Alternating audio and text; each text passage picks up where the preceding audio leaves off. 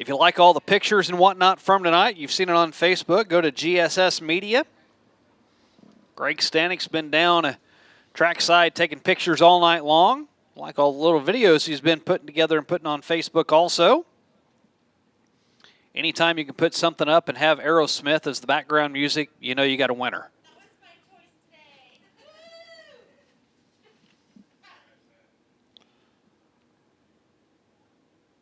Behind the Bill Robert Chevrolet Pace truck. Roll out 24 Hikimo Super Stocks. And this ought to be a dandy, your starting grid. J.T. Carroll, the son of a ditch digger, on the front row out of Camdenton, Missouri. He will have Tony Anglin on his outside. Talk about the experience gap there. Tony Anglin, one of the most veteran drivers in the Midwest, and J.T. Carroll still cutting his teeth behind the wheel of a super stock.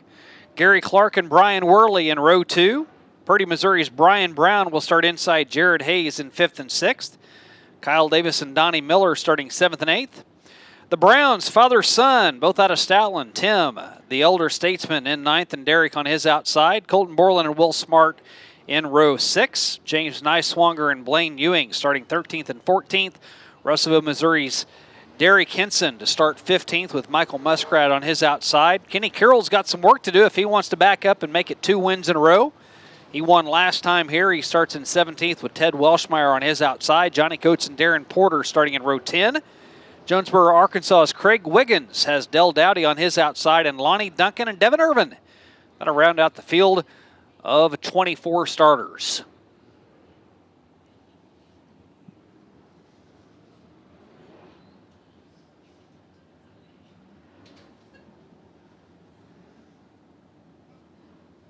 All 24 cars making the starting grid.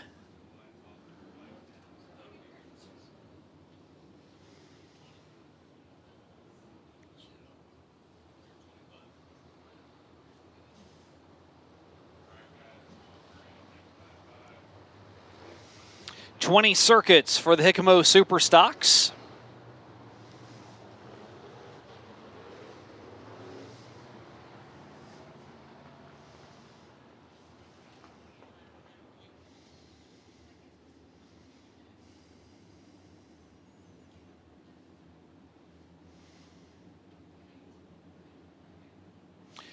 Tony Anglin came home 4th on the first weekend of the season back on March 22nd.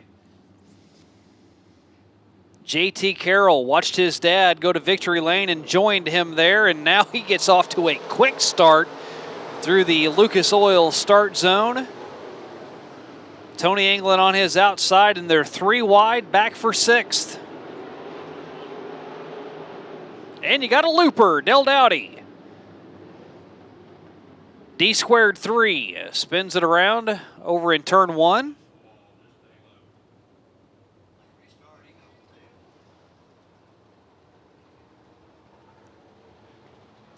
Looked as though a single car spin.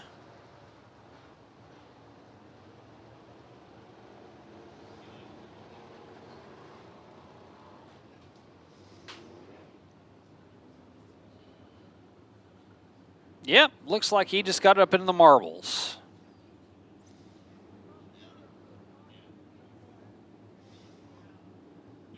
Great work from the crew there. Dave Middleton and the entire gang here for 2 nights. Putting this up for everyone watching on Flow Racing. Glad to have everyone along. Tune in again tomorrow. Same bat time, same bat channel. Just about 3 times the pay window. Danny Lorton had to dust the cobwebs out of the billfold to be able to pay for someone to take home 20 grand tomorrow.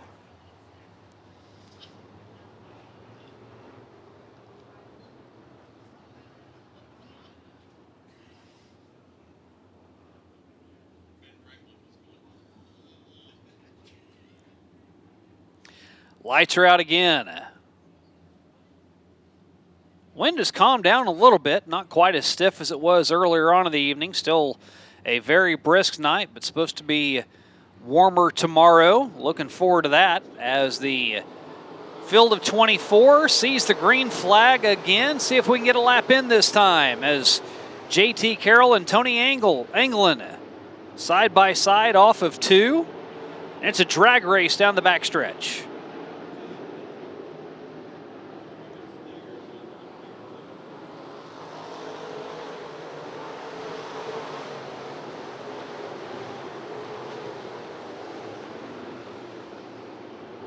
Track's still pretty racy. Oftentimes, whenever you get that many late models out, track gets rubbered up and loses a lot of grip. And as you can tell, still pretty racy for all these super stocks.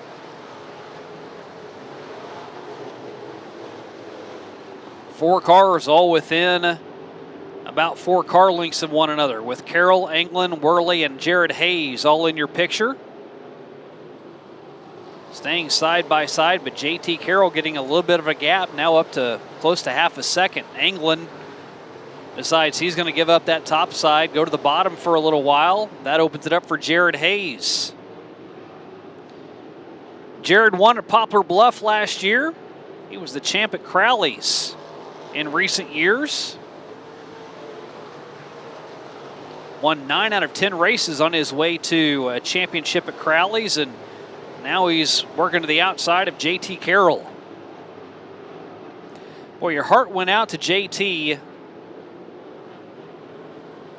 last year after having a good run in the Nationals and having to go through the Emery's Towing tech barn and got disqualified for having some illegal shocks that were just on the car whenever he bought it. Felt for him on that.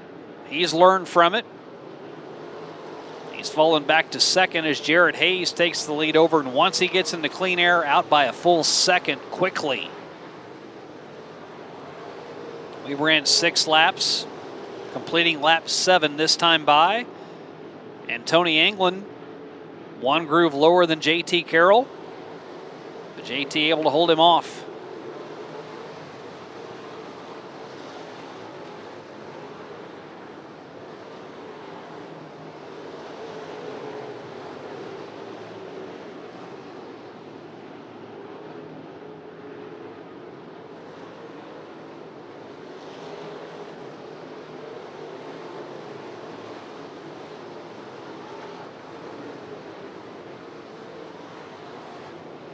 Now Anglin, a nose out in front down the back chute.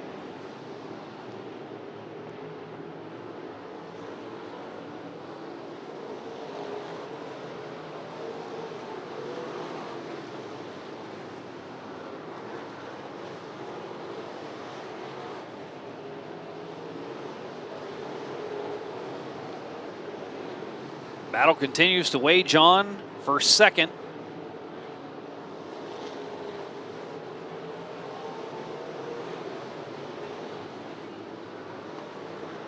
Tony Anglin in that Custom Cars G1, the Arkansas Hot Shoe.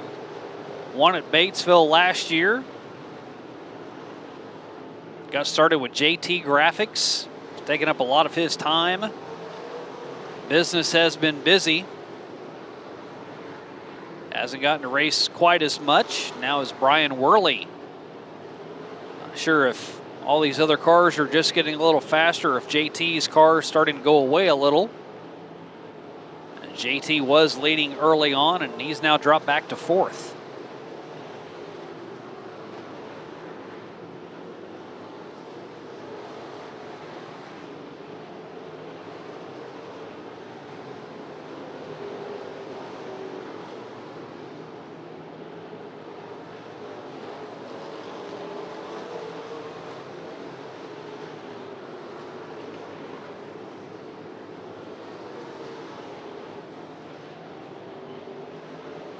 Midwest Sheet Metal caution comes out. You see the yellow lights flashing.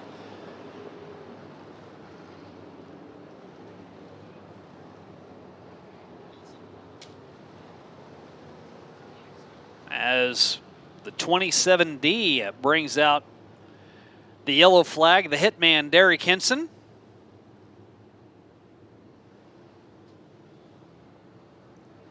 Derek built his own chassis. That's a DHR racing chassis.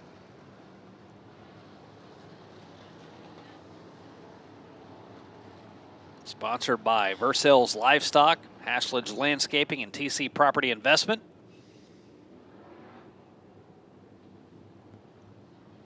Derek won 10 times back in 2023.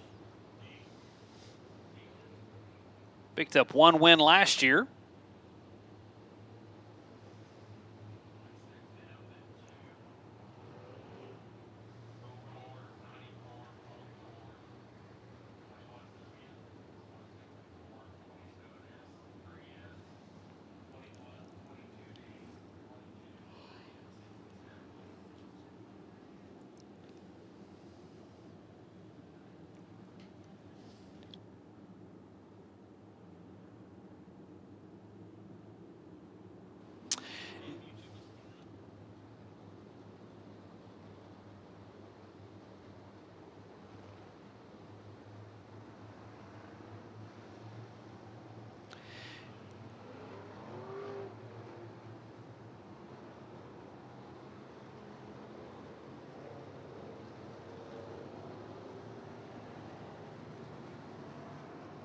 So Jared Hayes had built up a 3.3-second lead.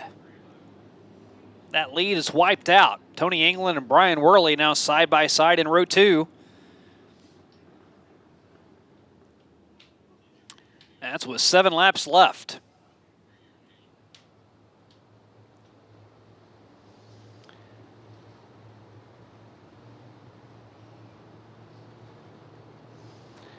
They get the 1 to go.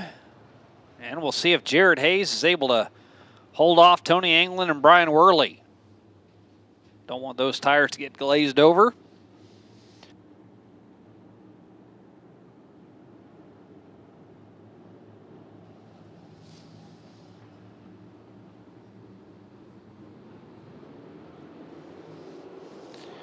Jared Hayes with over 150 career wins. And he's going to have another restart as they all got bunched up way deep in the field, and 4 cars all get involved in that.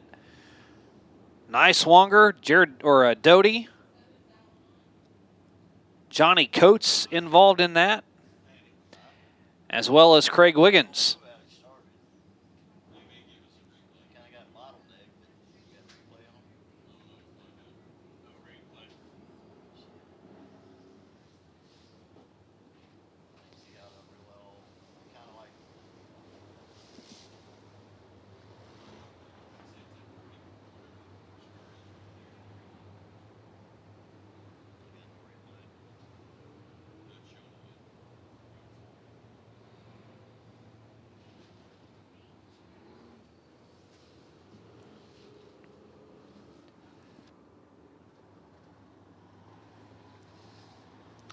Get everybody cleaned up. Del Dowdy, the only car left, and he will need to get a push.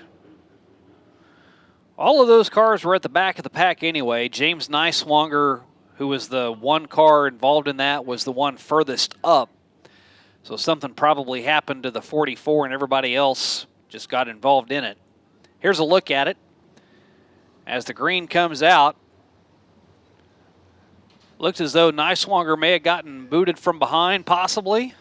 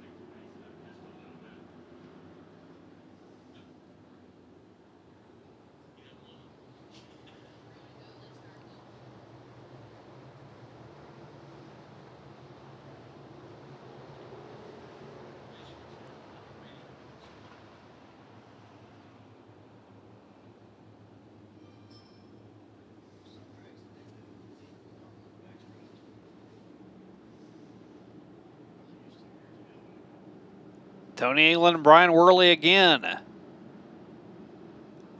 All behind Jared Hayes through the Lucas Oil start zone.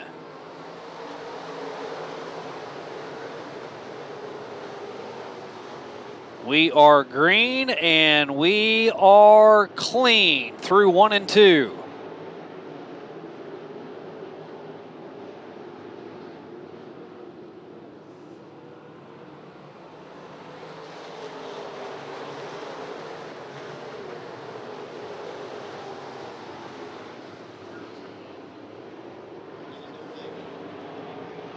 Brian Worley, after the restart, able to get around Tony Anglin.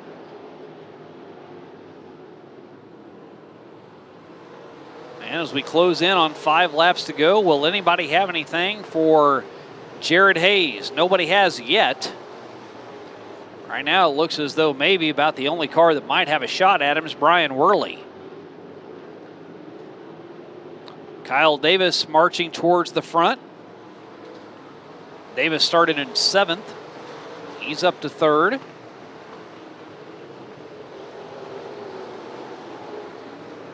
Devin Irvin has passed the most cars. He's gotten around 7 for position. Jared Hayes passed 5 cars on his way to the front. He's stayed there ever since then. JT Carroll still having a good run. He's in 5th, and Tony Anglin now is the car that's fallen off the pace. Tim Brown now splitting the wicket. Tim Brown started back in 9th.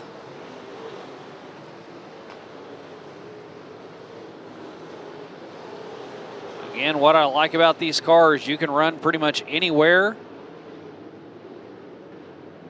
They'll run 3 and 4 wide, no problem. Jared Hayes with 1 lap to go. Sponsored by Shane Freebie, New York Life Investments. Off of 4, Jared Hayes. He's going to win at the Diamond Dirt Tracks. He wins the nightcap on night 1 of the Spring Nationals. He finished 2nd in week 1. He finishes 1st in week 2.